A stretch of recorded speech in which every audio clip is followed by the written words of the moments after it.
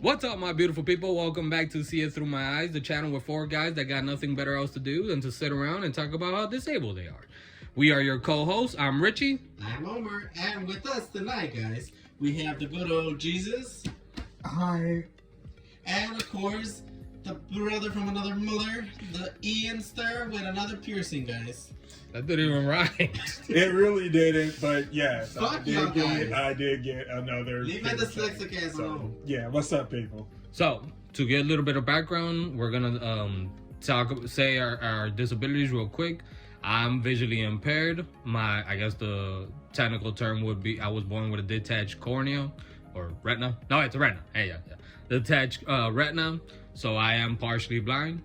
I'm visually impaired. I think it's called optic atrophy, but in short, I'm just half blind, guys. I'm also visually impaired, and yes, I'm half blind due to glaucoma. And I have a learning disability, which is just really dyslexia. In other words, I take longer to learn things. Perfect. So we do have 3 questions for us to discuss. We're gonna throw the questions out there, and then whoever wants to go can go. So for the first question, with your disability, how would you describe your time during school? Now this could include middle school, high school, or your college time. Now we did talk about this in a couple episodes ago. By the way, go check that out. So you don't have to give too much go into too much detail into it, but just overall, like, how was your experience in school with around your disability? Well, since I'm still in school, it's a roller coaster because we're constantly going back and forth, myself and the professor, to try to find something where it's fair for me and fair for my classmates. Of course, I do take a minute, and it does affect my speech as well. You'll probably hear it in my when I'm speaking. So it is kind of a bit of a challenge when I'm communicating with the professor, or I'm doing assignments that require me to read and write. And you're in college, right? Yes. Okay. Either one of you wants to go first? I'll do mine. Okay. So mine is a little mixed. It's a little mixed because earlier when I was doing like middle school and even early grammar school, they weren't really sure how to aid me. They just kind of did the best that they could.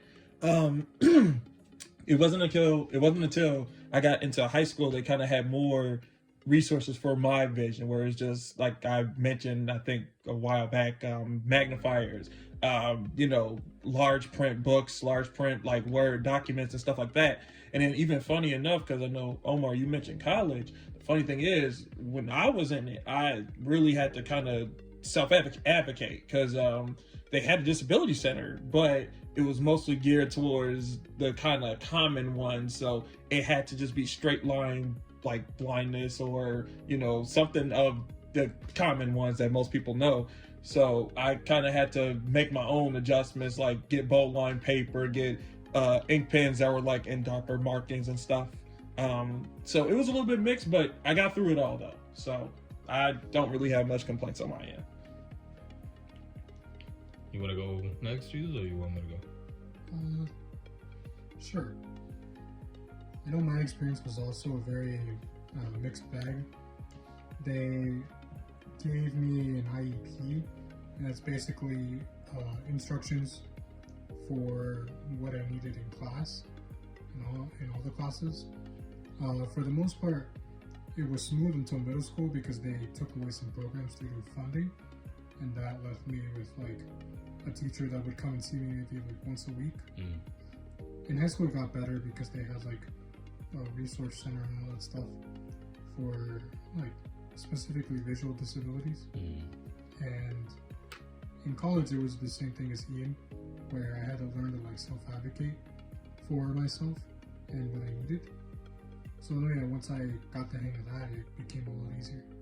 I just got a question. Wait, IEP, that was meant to talk about what we like needed and stuff? Yeah, it was like really? all 4 of us. Oh, because I don't know. Every time I had mine, it seemed like the teacher was just going about everything I was doing wrong. So, Well, I mean, it's, you know. Yeah, it's kind of count. Yeah, that's, you know, you have to know what the hell is going on or not, you know. Like to get improvements, I guess. Oh. Well, quote unquote, like Improvements. yeah, what you might need. Oh, interesting. improvements and Okay. stuff like that. Except it's of an old lady screaming out my brother's name.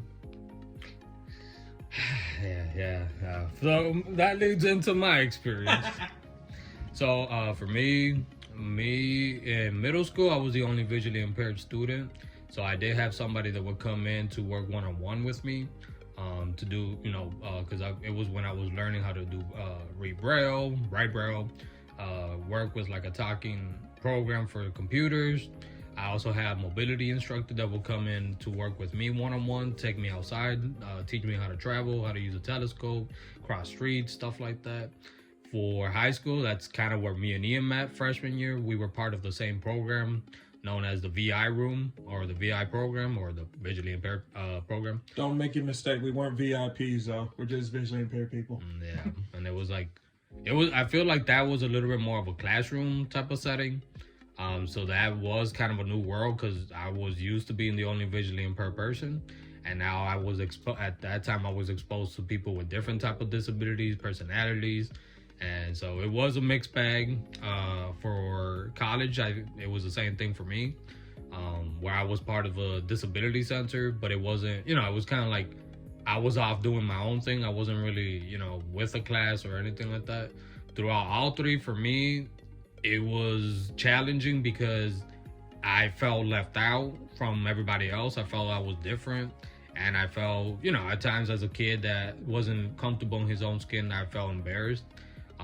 As I got to college, though, I grew out of that because I was like, I'm spending money now. I'm paying to get through school, and, I'm going for a career. So I care what anybody else thinks, or, I'm gonna have to do it on my own. So it was a journey that at the time it was kind of rough, but I feel I got to where I got to the way I got to where I got to. All right, guys. So for question number 2, what do you guys think about? Do you think that with your disability, you guys had any difficulties traveling, either on public or in public transportation, or on foot, or even in private, like Ubers and Lyfts? I'm gonna start this one off first. Yes. Yes. Like, long story short, I don't Short answer, yes. Hey, they keep it as sweet and simple. Oh man, he had to get that off his chest. It's been in there for a while. That shit. That's right, Jesus. Go ahead, man. Tell us about your experience on PACE, Jesus. Oh god. Which, if anyone doesn't know, PACE is a public service for Here in Chicago. here in Chicago. Yes. Yes. Thank you.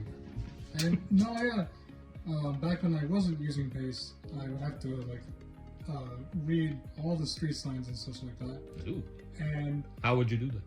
with a telescope. And A I- monocular. Yeah. Hey, telescope, Homer. Don't act like you don't know it. Yeah, it's a binocular, basically, that they give you. And it enlarges whatever you're looking at. Oh shit! I'll show it to you sometime. Sometimes, oh my god. The monocular. The what? The who? The monocular. I'm dyslexic here. Don't confuse the disabilities. What do you want me to say? Ocular mon? Just say telescope. Telescope. Go ahead, Jesus. So Trying to yeah, take my shit. it would help for me to read stuff, especially with like signs or trains and stuff like that. And then obviously Uber came around into the city, and that was a whole learning process. Mm. I know that I couldn't really see the license plate, so my cousin recommended me to walk up and to ask the Uber driver for their name, and if it matched their profile, then of course, obviously, get in and stuff. But if it doesn't, then obviously don't. Can you take me? Sir, get out of my car. Why? Sir, my kids are in the back. You're scary. Me and Ian and Uber stories, man. We have almost gotten into the wrong cars. Yeah. And then with PACE itself, PACE is a very mixed bag. Mm. That's gonna be a video of Tone exposing experiences on face. I don't know, that one lady that just dropped you off right now, she was pretty sweet. Yeah, she's very sweet, thankfully. It's not so much like the people, sometimes it's just how they schedule things, which makes things a lot longer to wait for. So no, yeah, those are my experiences with transportation. Who wants to go next? Yeah, I mean, I could go, guys. Don't worry. Don't all jump at once. Okay. I was looking at you Wait, were you? with my telescope. Oh, whoa. Okay. Well, so I'm looking at personally, me, driving for myself, I do struggle reading the signs. So I have to have a GPS telling me constantly where to go, and then I use my muscle memory to remember, how to get there. I had to retrain myself to think that, everywhere I go is like a box. So if I get lost, I could go back and, just gotta retrace my steps. Smart. Honestly, it just overcomplicates things for me. Reading the fine print, like for buying for tickets for Amtrak or for, things like that. Or I actually bought in the wrong ticket and I had to eat the cost of it because I didn't read that the fine print that those tickets weren't valid on that certain week of that month. So, things like that. What's it called? But other than that, no, it doesn't really affect me as much. I'll go next. Damn, just cut my brother off. I want you. I mean, I thought you had something. Were you finished? No, you can go. Huh? He said you're his brother, not himself. I know Omar's conceited, but come on. Well, so me and Omar have similarities. I can't believe I'm saying it, but Damn. Me. no, because you know the reason why. But he's Oh, damn, Richie, what the you been keeping away from me? Huh? Go, just go. But Omar was right when I was adjusting to like kind of doing like traveling visually impaired. Like one of the first things I had to do was kind of retrain myself. And most of that was really I had to kind of get out there and like do the traveling on my own, like because most of the time I travel like do public transportation or just by foot because I'm sort of sorry to say it, but I'm not too much. I just don't sometimes like depending on other services because sometimes they don't come through, sometimes they fall through, and then that leaves you in a bad situation. So most of the time, if I can do it for myself, I kind of try to do it. But like Omar said, like I did have to like retrain myself. Like one of the things that me and my mom used to do, because most of the time, like the areas that she would take me and my older brother, we go there many times over. Like same streets, same paths and stuff. And so, it like he said, turned into muscle memory, where it's like I know where I'm at. And it wouldn't necessarily be by streets. It would be like, okay, like the CVS is on this corner, or, I just use landmarks of different places to kind of orient where I'm going and stuff like that. And then, of course, the more repetition I have with traveling to these places, then I kind of get more and more familiar with how to get there to and from and stuff like that. I never was on the driving end. They made us do driver's ed for reasons I'm not too sure of. But yeah. They were like, in case they get their vision back, we want them to be prepared. Ouch. That's true, because hilariously enough, there's a few friends of mine who, they still visually impaired and they shouldn't be behind the wheel. But anyway. Hey, I was exploring. Leave me alone. But one of the issues that I run into with transportation is mostly be kind of the Uber the most, because that's the one that I usually just go to. And the problem would be sometimes the drop off or the pickup spot. It's a assigned location, but sometimes the driver takes it upon themselves to make their own like drop off and pickup spot. And so I might not see them right away or something like that. And so I'm waiting at the spot where they should be pulling up to. They could be like blocks down, or they're like in a whole different area, and then they're messaging me, where are you? I'm here. And it's like, I don't see them. And then the problem would be if they get too impatient, they'll just cancel.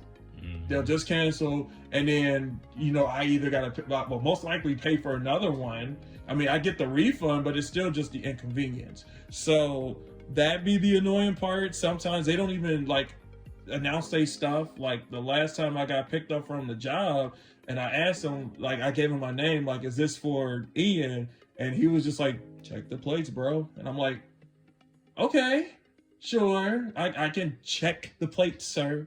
So it just has its little hinges, but like I'm very active in traveling and stuff. It's not that much of a hindrance. I kind of learn if one route doesn't work, try something else, and just kind of learn how to kind of think on my feet when I'm going out there and traveling about. I don't try to leave out the house without how to get to and from plan first. So yeah. I just also want to add, for anybody out there with that type of attitude, if you're getting paid to drive people around, you get paid to get driving people around, but you get the tip to have a nice personality. So don't be a asshole like when people are asking you simple questions like that. Because some of us, like in our cases, we can't see plates. So to that guy, you, and be a better driver. So for mine, so for me, I used to be a cane user before I got Lucy. But it's kind of the same situation in a way with both. Where for me, if I'm in a location where I'm not used to or I'm not familiar with it, or I go into a neighborhood that I'm not familiar with it is hard for me to travel and navigate around. So I do at least have to have, like, I go out by like landmarks, I go out by like directions, counting how many blocks or streets, and especially with the landmarks, like, the red building over here, or I don't know, the blue cow over there, or some or like there's a park over here. Like, that's kind of how I usually navigate around, where I'm like, okay, I know where I'm at. Because even here in my neighborhood, this is where I grew up, I was born, and I'm still living in. There are certain streets where I can't see where I'm at, but because it's that what you guys talked about, that part of the brain that got programmed already through time, where I'm like, okay, I kind of know where I'm at.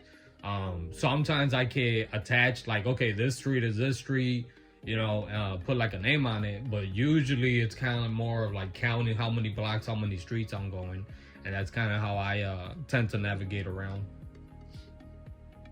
Anybody want to add anything else before we move on to our last question?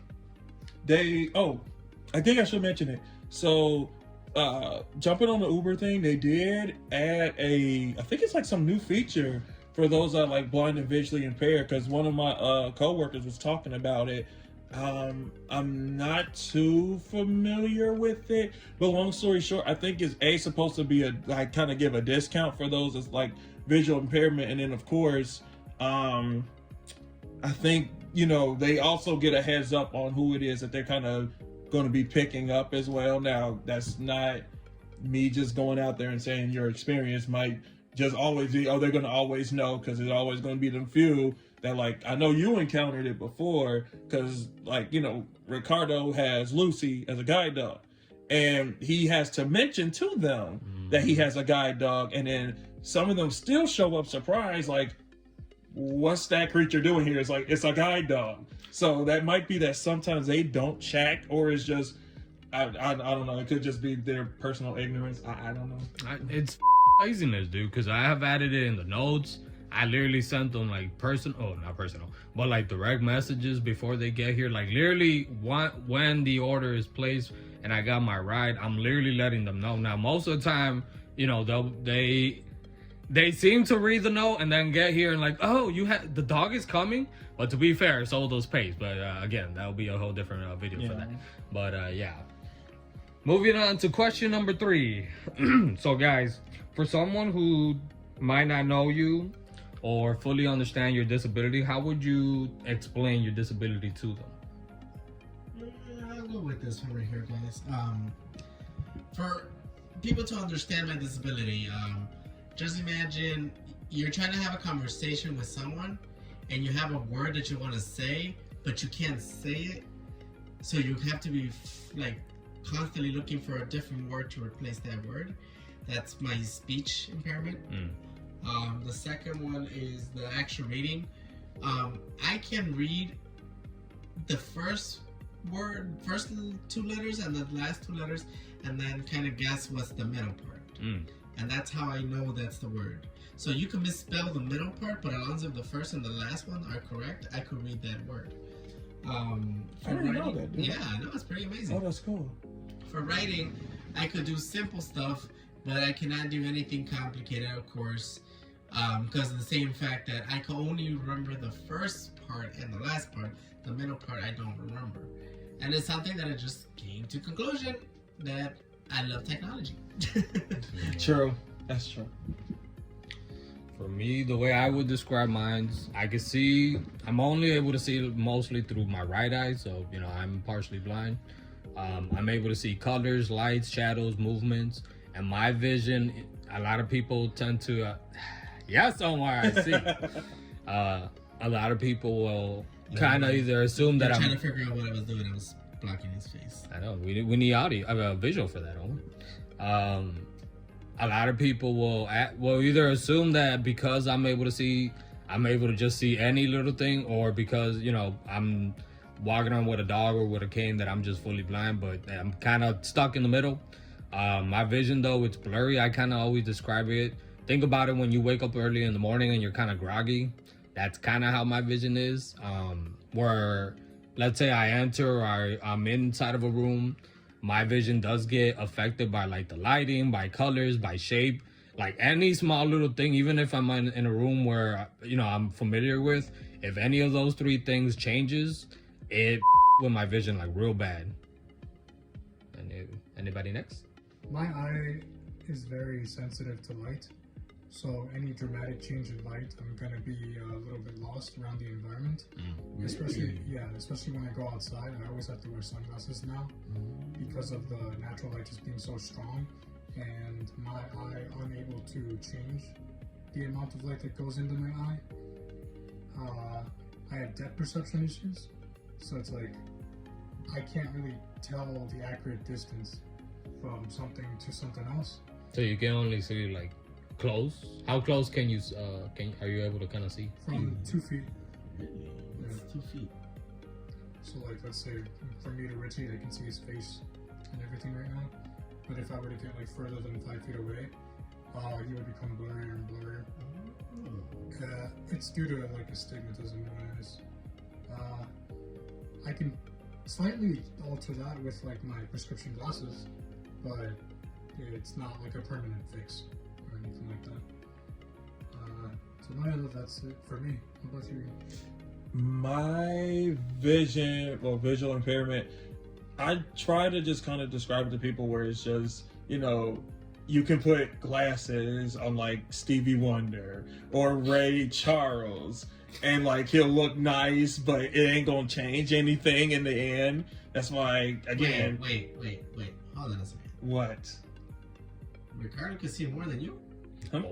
No. I'll say, I guess we should have started with that. Ian, out of the three of us, is the most, they say, functional. Like visually, he's able to see more. He can hide. Yeah. We can't. So you can't really tell on Ian, like, for all those who can't see, who aren't seeing us. Ian is able to walk around. Me and Jesus, I walk around with a dog, and Jesus walks around with a cane. Ian is able to kind of just blend in. Yeah, freely. He's able to walk around. Especially in darks. Yeah. Oh my God.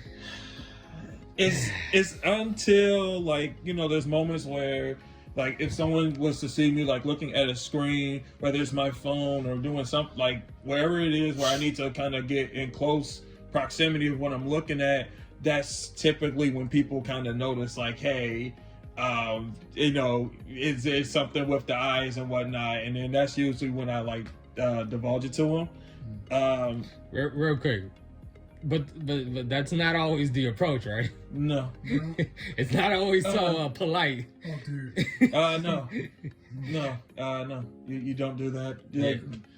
Yeah, because I think you too, right? Jesus, like before, dude, after high school, that's when you started walking around with a cane. Yeah. But before, like, yeah. Some people, if I walk like a little bit too good with the cane, they're like, is he fully blind? Is he lying?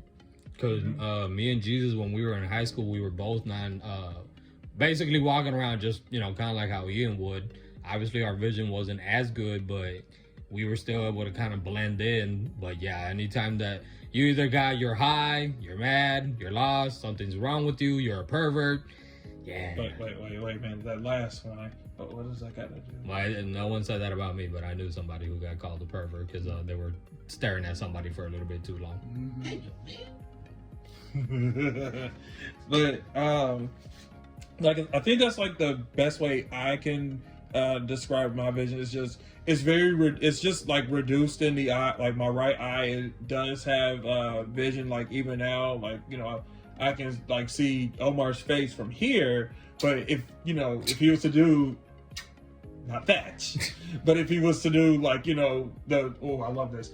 How many fingers am I holding up, or something like that? And then that's where it's like, see, that's weird though, because like I can see the layout of your fingers, but it's just I can't really determine the amount though. Yeah. It's like it's on a cluster right Wait, now. so how when how they do that whole thing when you go to the eye doctor and they're like, how much can you see? See, now here's the interesting thing. Like when they do that thing where they pull the lens and like they funnel it. Then I can see pretty well. It's really weird. It's just if they left it normal, like where it was, I can basically only see just the big E. But once they do that little thing where they pull the thing down and it has like the little lenses that funnel it, then I can like kind of do a little bit better. I'm sorry. Maybe somebody in the comments, can anyone tell me, was there ever a person that was able to read the very bottom line, that really, really small one? Here. Really? Yeah.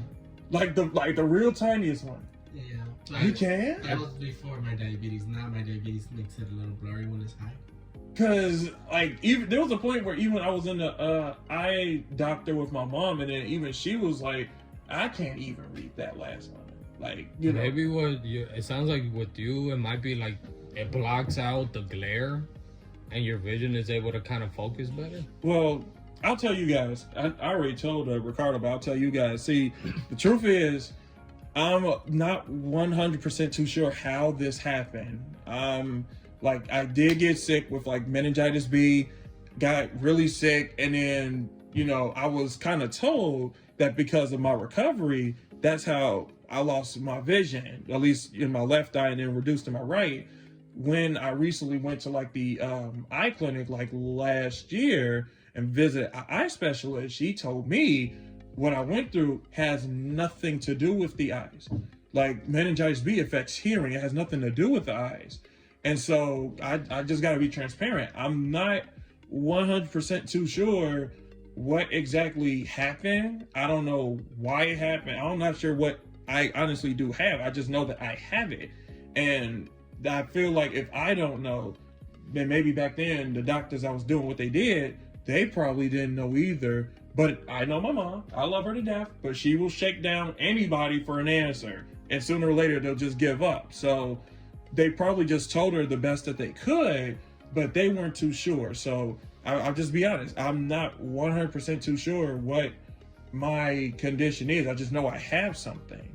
And like with that, I don't know if it's permanent. I don't know if it can be reversed, because there has been more moments, especially last year and this year, where things kind of looked a little bit better than they did years when I was younger. It's weird. Okay, so for everybody that I've told, it's meningitis. All right, I used to tell people Ian got his stuff from gingivitis. That deals with poor mouth hygiene. That's ginger. I said gingivitis. What the hell was the other thing that I told him? It was gingivitis and laryngitis. Another mouth thing. Specifically with the larynx. Oh my god. All right, so Ian, real quick, before we end the episode, so how would you describe, like, or at least distinguish kind of how, like, like for example, my older sister, she's not visually impaired, or at least not legally, but she does have vision problems, but she uses like glasses or eye contacts. Like, how would you say that your disability, since it's a little bit closer to, functional vision, how would you say it distinguish from somebody who just has, can use glasses or use like your contacts? Because the truth is, there was a time I was put on glasses, And the idea was it was going to increase vision. Like they tried that. There was another tactic that I hated where they tried to cover with like, they tried to put like tape over my like right eye, like just cover it. And I was supposed to just try to function throughout the day with my left eye, my blind eye, with the idea that that would make it get stronger and stuff like that. Like this is real. And that didn't work. What type of ghetto doctors are you going to? Ooh, I don't know. But it's like, that didn't work, and neither did the glasses, because if anything, all it did was just make things more clearer, where like, while just my natural vision, things would look a little, I guess, natural, but then when you put like glasses on top of it, you know how you look at a mirror, things look a little bit more clearer, maybe a little bit.